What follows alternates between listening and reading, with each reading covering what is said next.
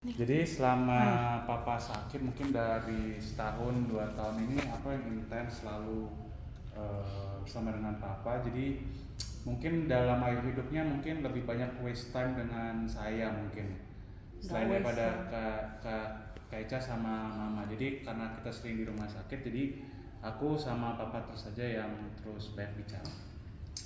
Kalau untuk papa sendiri ada momen-momen dimana juga saya ingat juga ada kebetulan ada orang yang sakit juga di sebelahnya. Terus papa itu kasih semangat ke orang yang sakit nih, sama-sama cancer juga. Papa dalam sakitnya waktu itu masih bisa kasih semangat ke orang lain gitu. Ya itu yang bikin saya kaget juga ya, karena saya pikir aduh ini papa sakit kenapa harus ngomong seperti itu ke orang lain, kenapa nggak bikin di sini. Tapi itu pikiran saya waktu itu. Cuman ya kan pikiran papa beda ya, kan papa orangnya lebih suka ngobrol dan segala macem. Jadi saya cuma ngelihatnya begitu saja.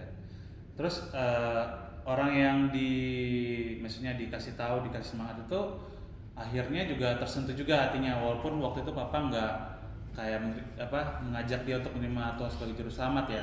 Cuman waktu itu papa maksudnya orangnya itu tersentuh aja gitu. Jadi di situ aku melihat keberanian papa, walaupun papa sedang dalam sakit, papa itu masih berpikir oleh jiwa-jiwa yang lain. Nah itu mungkin satu hal yang saya belajar juga waktu itu.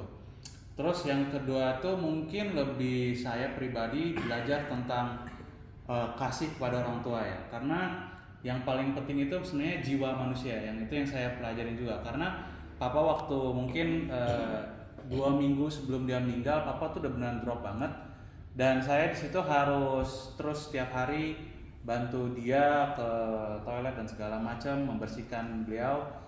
Nah, itu pengalaman yang cukup menarik karena saya nggak pernah gitu sebelumnya.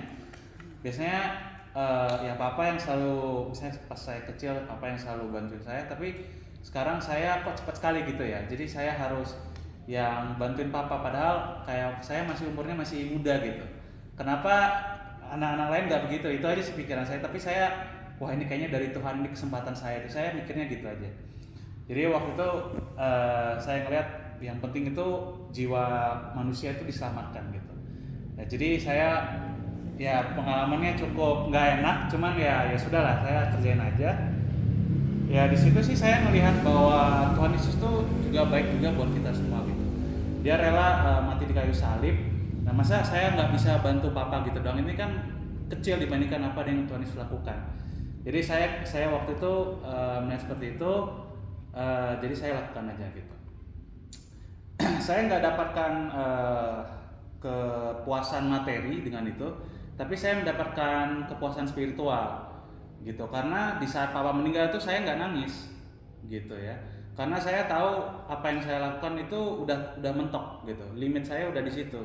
Jadi kalau misalnya papa meninggal pun juga oke, ya udah, itu memang dari misalnya Tuhan sudah mengambil nyawa papa waktu itu, waktu pas setelah nyepi itu, dan saya nggak merasa sedih, saya nyesel kenapa saya waktu itu nggak bantuin papa. Kan bisa aja saya ngelawan gitu ya, cuman karena saya udah puas melakukan pelayanan waktu itu, saya nggak merasa sedih waktu papa dipanggil oleh Tuhan. Itu yang kedua. Terus yang ketiga yaitu adalah papa waktu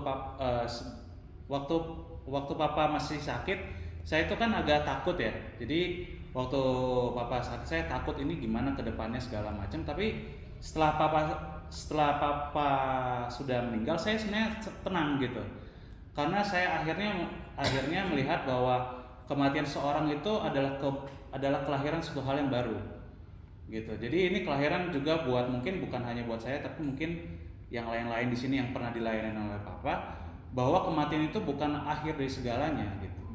Saya pikir waktu itu, wah ini papa sakit, ini gimana, ini nggak ada bantuan segala macam, tapi nggak juga gitu.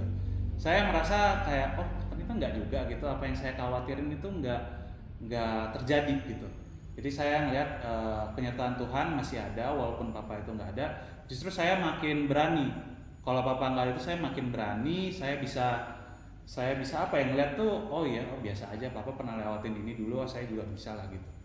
Jadi mungkin itu ya. Jadi penyertaan Tuhan tetap ada walaupun papa udah nggak ada, bukan berarti Tuhan meninggalkan kita. Terus saya di situ belajar tentang bagaimana mengasihi orang tua, bahwa jiwa manusia itu jauh lebih penting daripada kepuasan materi.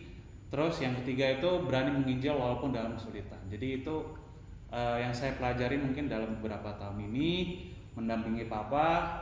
Sebenarnya masih ada banyak lagi ya, cuman kayaknya kalau saya cerita lama kayaknya waktunya nanti kayak kurang. Cuman itu yang benar-benar saya lihat secara jelas lah. Yang terus yang saya dapatin juga maksudnya memang itu menjadi kekurangan saya, tapi akhirnya saya belajar dari apa yang saya lihat waktu dampingin papa. Jadi itu aja sih dari saya.